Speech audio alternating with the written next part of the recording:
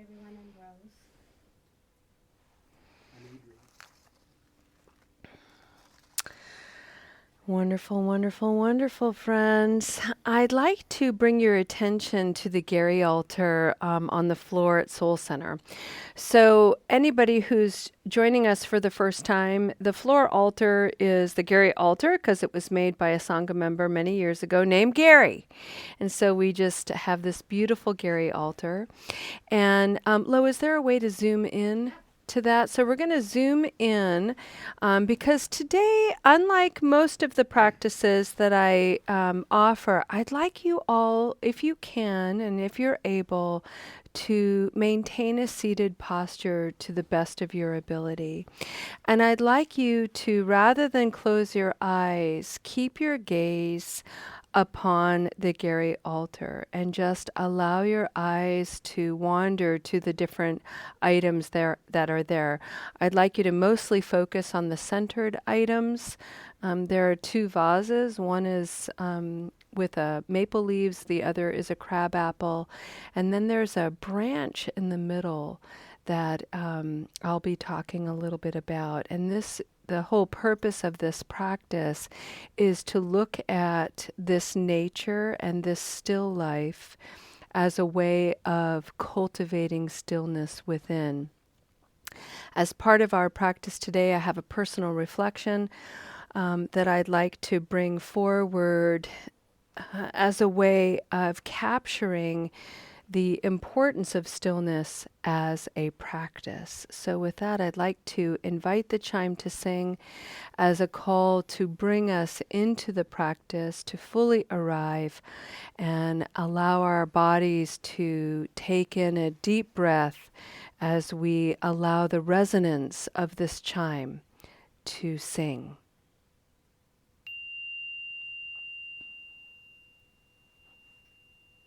Welcome, everyone. This is Recovery Dharma. My name is Julia. I'm one of the facilitators in the Spokane Sangha.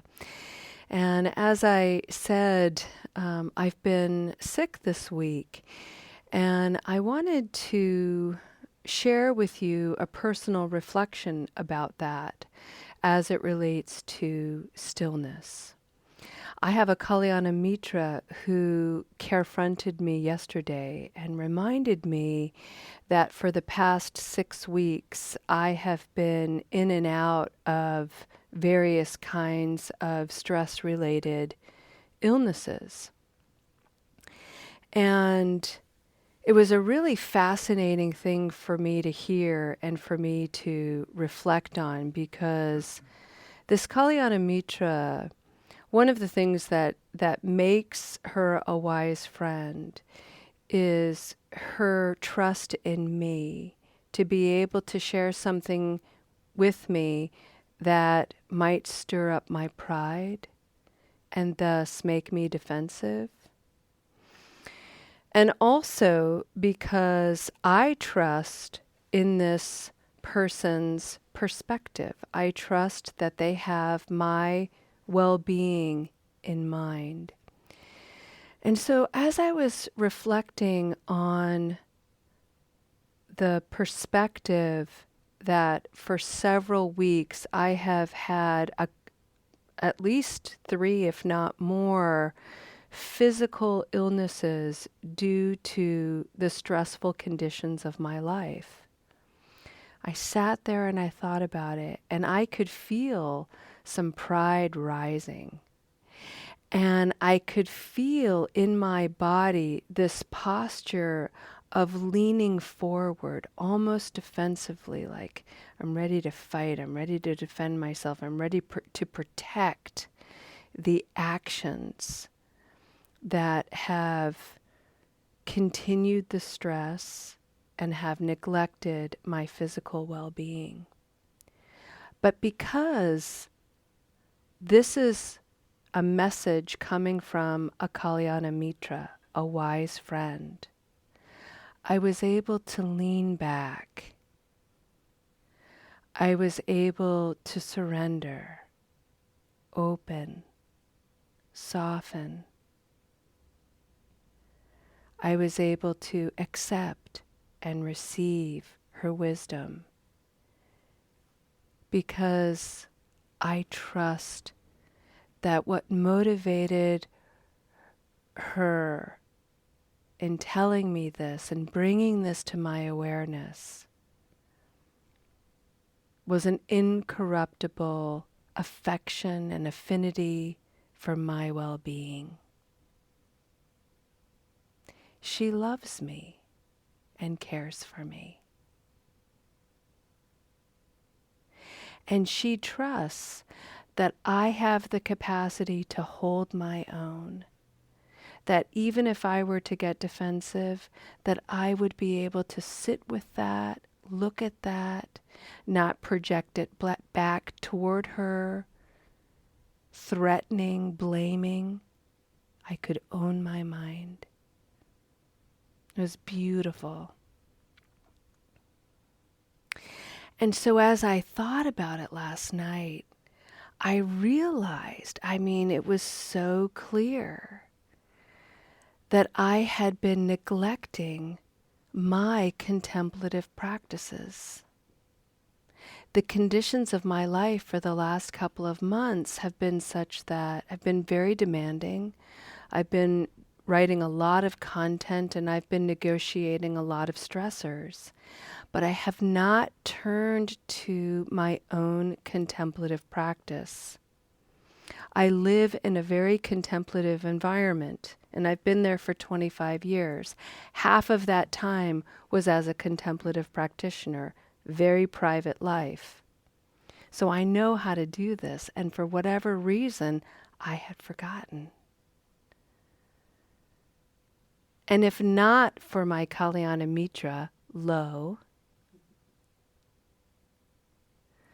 I would not have received this clarity. So today I bring for you gifts from my farm. In the middle is a tree branch from a beautiful tree that had a swing on it. I sat under this swing for years. This tree holds many of my tears. It got sick one year and it died. And there was this one branch, however, it was like an elbow, and I could see it from my swimming pool, and it had a little heart shape in it. And so when I had this tree taken down, I had the body of the tree preserved. It lives in one of my gardens, and I had this elbow preserved because this tree, even while it was dying, was sending me this loving affirmation that all would be well. And so I share with you this beautiful heart that all will be well.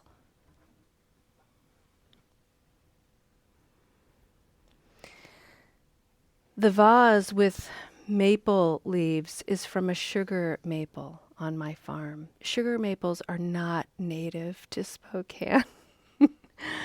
This is a wish from Doc, my husband, who loves sugar maples. They're so vibrant, they're beautiful, but they are really fussy. And I do not do fussy on the farm. No can do not have time. So this tree struggles, and it is still really, really beautiful. So I wanted to represent struggle and beauty. The crabapple tree is absolutely prolific in sweetness, in sourness. It has the most beautiful scent this time of year. I want to invite you to enjoy with its stillness whatever is sweet and sour alive in you.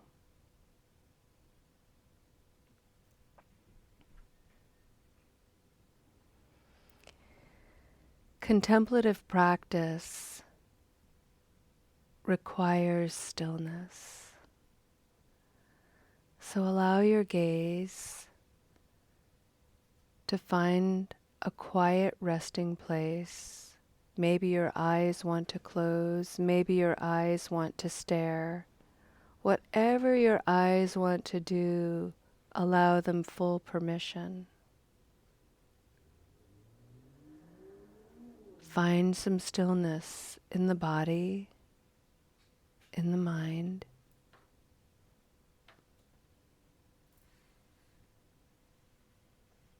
This is a practice that is not about alleviating thoughts, not having thoughts. This is a practice to have no tether to those thoughts. A thought enters the mind and it leaves the mind.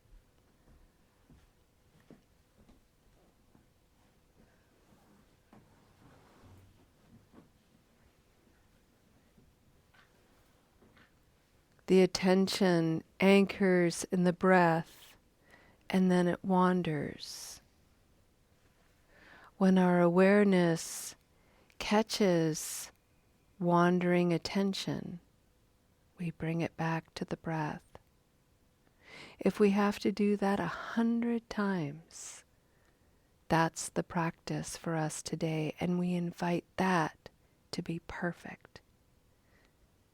This is the contemplative practice of stillness.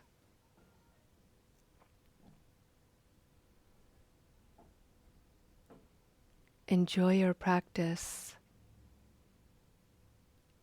and may you find gentle, subtle healing in the wisdom waiting for you.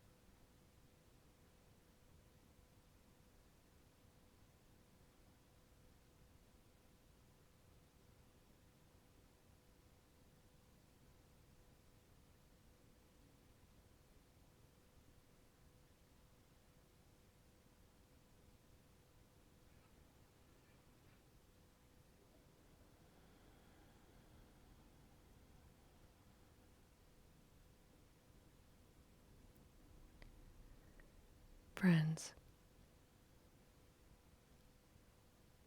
I'd like you to open your eyes if they're not open already, and I'd like you to enter into this awareness with me.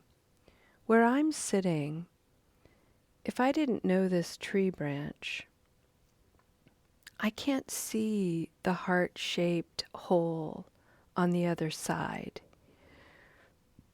from my perspective. But Lo, or Adrian and Ken especially, from their perspectives, could see it. Imagine if I was so rigid and fixed in my perspective as encapsulating the truth of that branch that I denied their perspective. No, there's no heart on the other side. What are you talking about? That's weird. But we do this all the time in all kinds of things. And so this is an opportunity for us to examine those biases, examine our fixed perspectives, examine when we get defensive, when our pride is activated and we so quickly want to reject the perspective of another person. It's also an invitation to humble ourselves and recognize that the conditions of our lives may be such that we simply cannot see it. And the good news is that we have other sets of eyes who can help us. We simply need to cultivate the practice of surrendering, leaning back instead of posturing forward in defense, opening and accepting, and trusting. We also have to remember that to engage trust in that way, we are invited to become more trustworthy. And what that means is that we no longer engage in ways of communicating that weaponizes people's vulnerability. Things like, I thought you would see that. I thought you would know that. What's the matter with you? Can't you see that? Why are you denying this? What's the matter with you?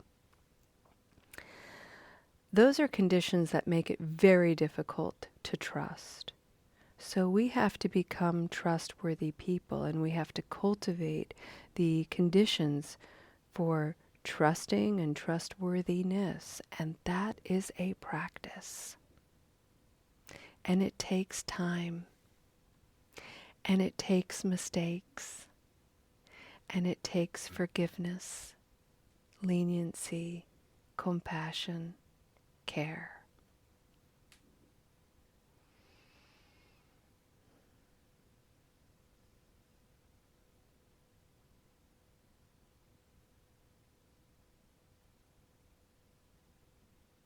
My hope is that you all get to practice